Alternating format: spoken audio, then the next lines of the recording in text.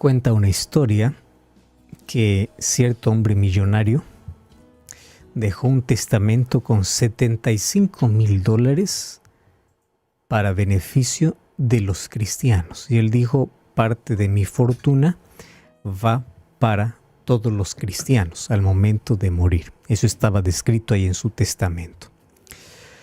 Así que los familiares, cuando este hombre ya murió, hicieron todo lo posible para poder anular ese testamento y en lugar de dar para los cristianos, quedarse y repartirse entre la familia. Aparte de la fortuna, de lo demás que ellos ya tenían, querían esos $75,000. Ahora, finalmente, hicieron todo lo posible para intentar anular. Y ¿sabes qué? Lo peor es que lo consiguieron. Y la pregunta es, ¿cómo se puede anular un testamento si es el pedido que una persona hace en su vida usando su propia voluntad para poder hacer este tipo de donaciones? ¿De qué manera se puede hacer? ¿Y cuál fue la excusa perfecta para poder anular o cuál fue el argumento perfecto para poder anular el testamento? Es, no podemos determinar quién es un cristiano. Interesante. O sea, el argumento más sólido es que nosotros no podemos saber quién es un cristiano. ¿Quién es un cristiano? Porque cuando comenzaron a intentar describir a los cristianos, cada uno daba su propia opinión y no llegaron a ningún consenso. ¿Quién es un cristiano? Él no es un cristiano, él no puede ser un cristiano. Un cristiano tiene que ser así. No, pero él no es así. Y comienza la discusión. En una revista americana se hizo una encuesta entre estudiantes universitarios y una de las preguntas que hacían era ¿qué se llega a tu mente o cuál es el concepto primero que tienes cuando escuchas la palabra cristiano? Y un 80% de universitarios respondió cristiano es igual a hipocresía. ¿Y sabes qué?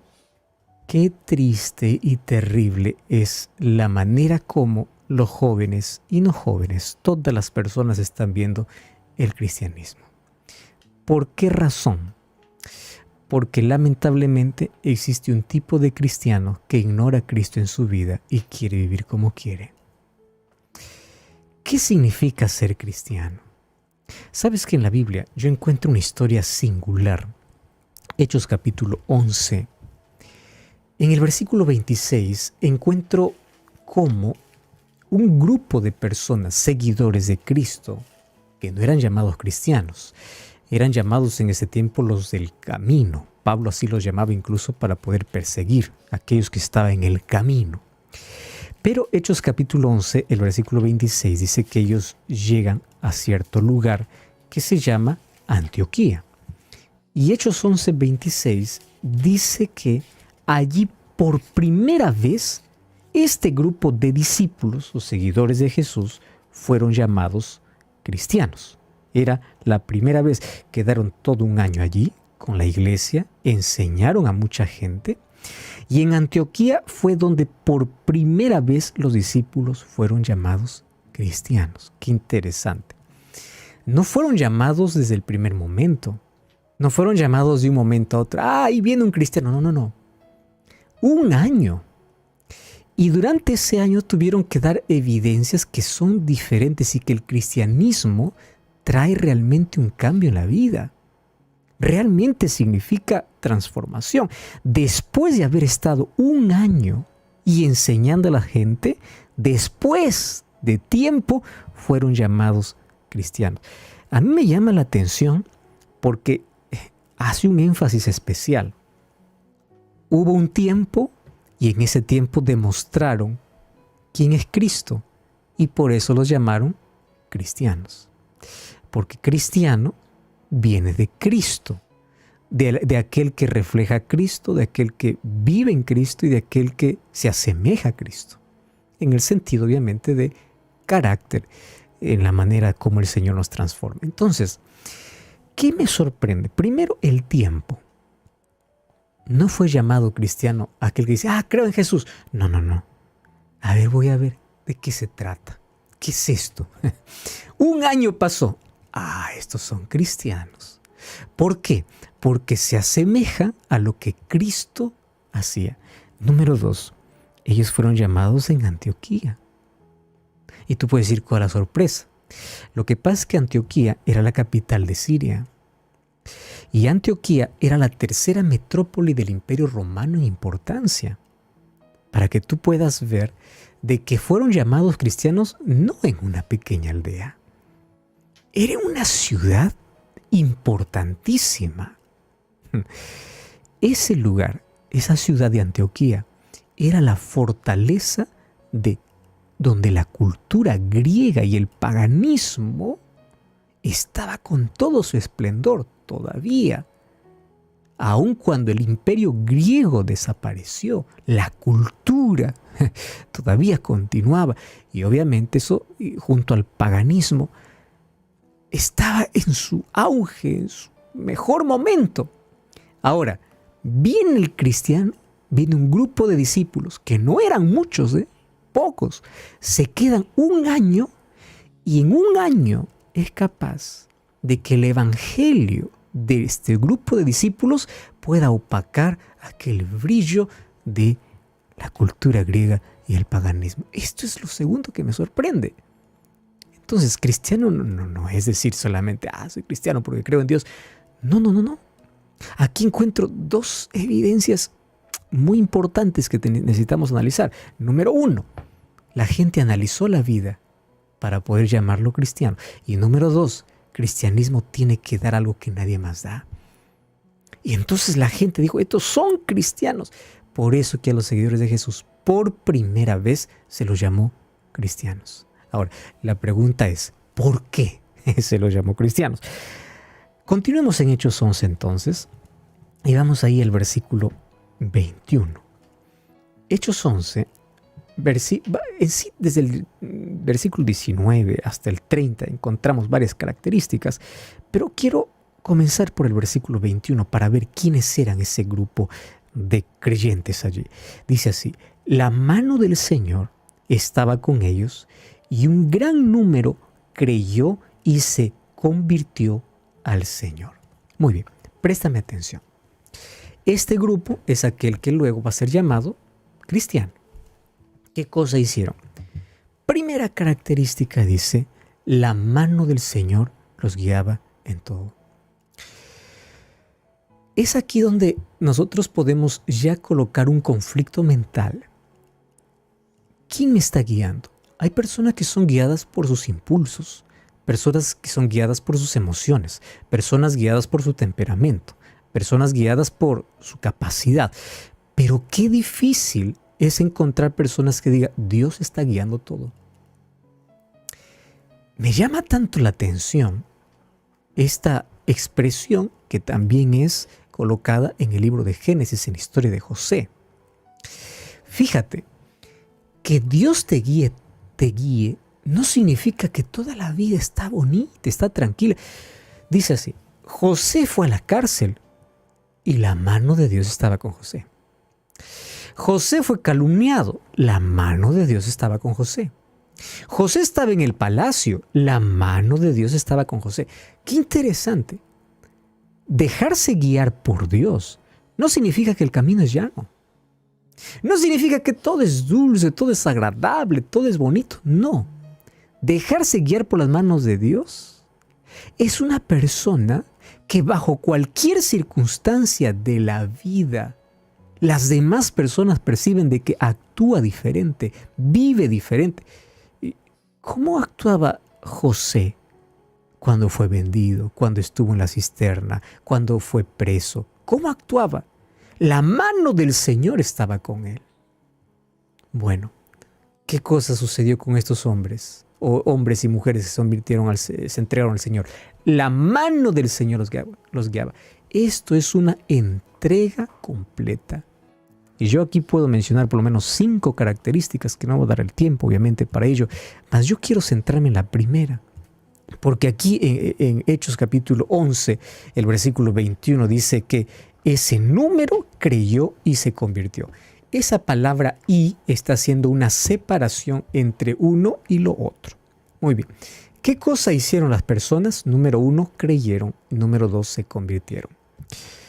No es lo mismo creer a estar convertidos.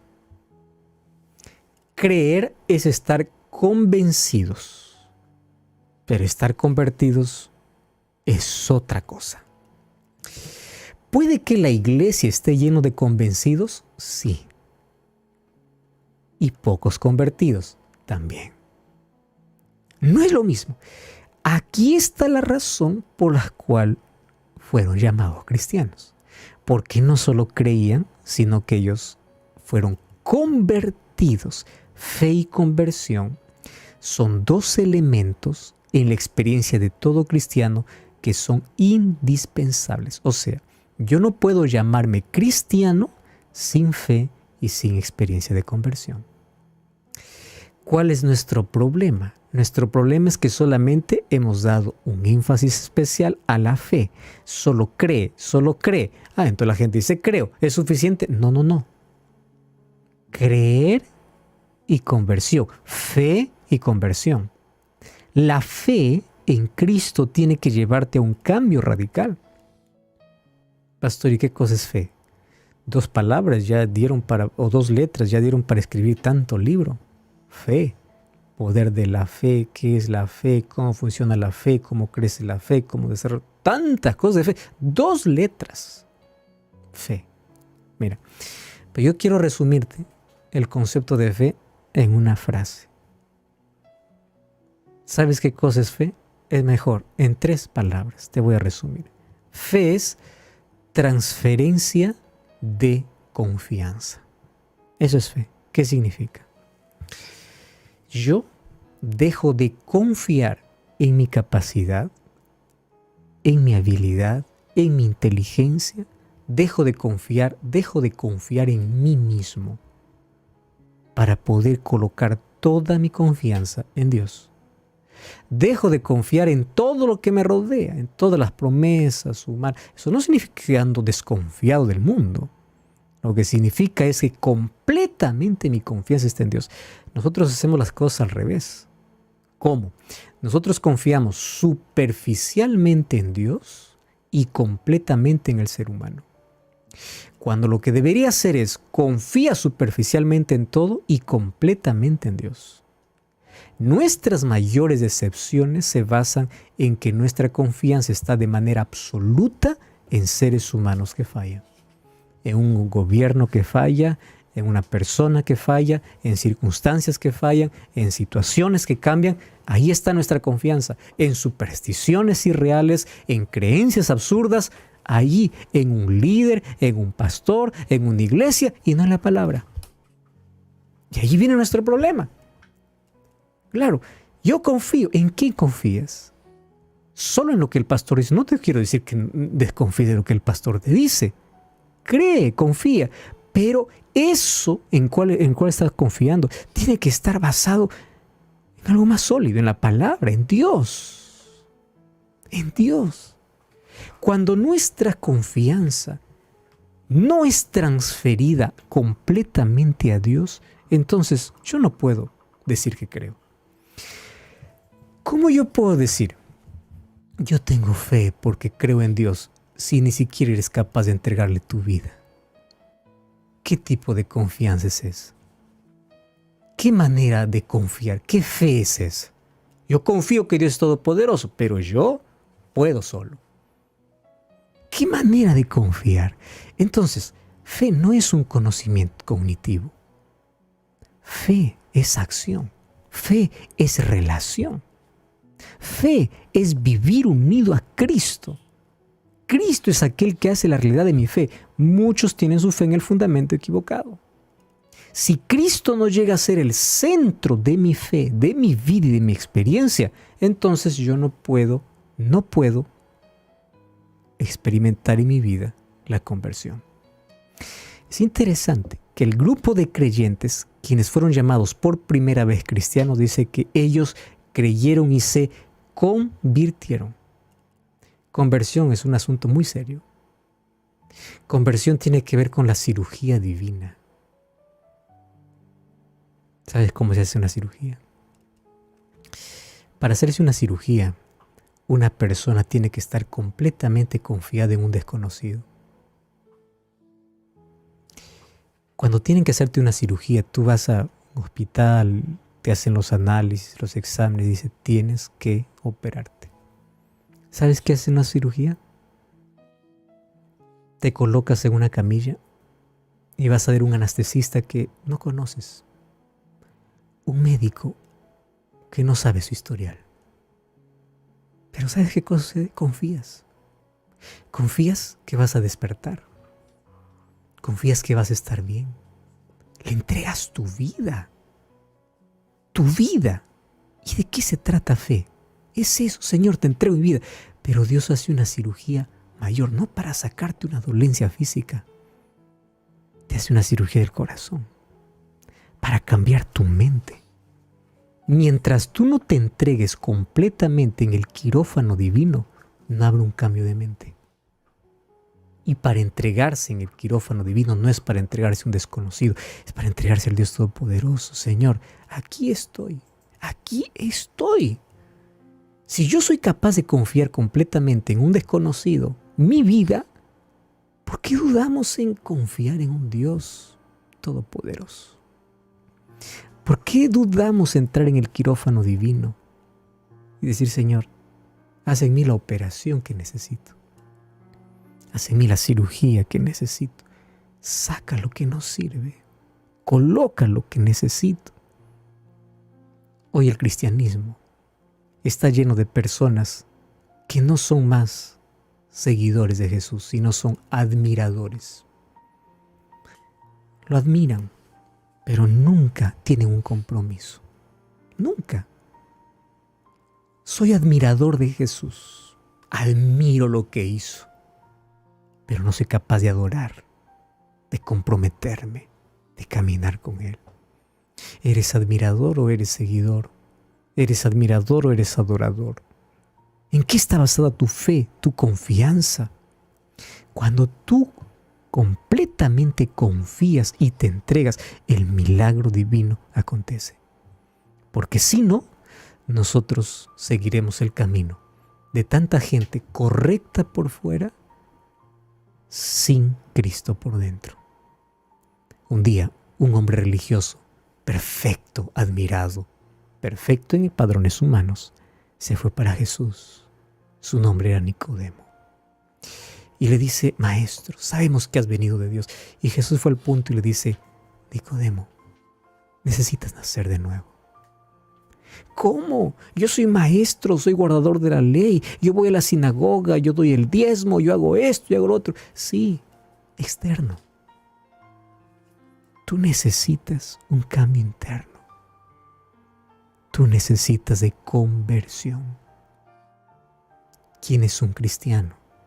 Aquel que hace de Cristo el centro de su vida y aquel que es convertido, enteramente entregado al Señor. No trates de vivir un cristianismo lejos de este principio. Ora conmigo. Gracias, Señor, por tu palabra. En ella encontramos siempre lo que necesitamos para crecer espiritualmente. Nos entregamos a ti y queremos que tú guíes nuestra vida y que tú hagas esa cirugía divina en nuestro corazón, que nos transformes, que nos cambies completamente. Por eso nos entregamos a ti y ayúdanos a creer y que el trabajo de conversión sea hecho por tu Espíritu en nuestra vida para ser cristianos que representan realmente a Cristo en esta tierra. En el nombre de Jesús.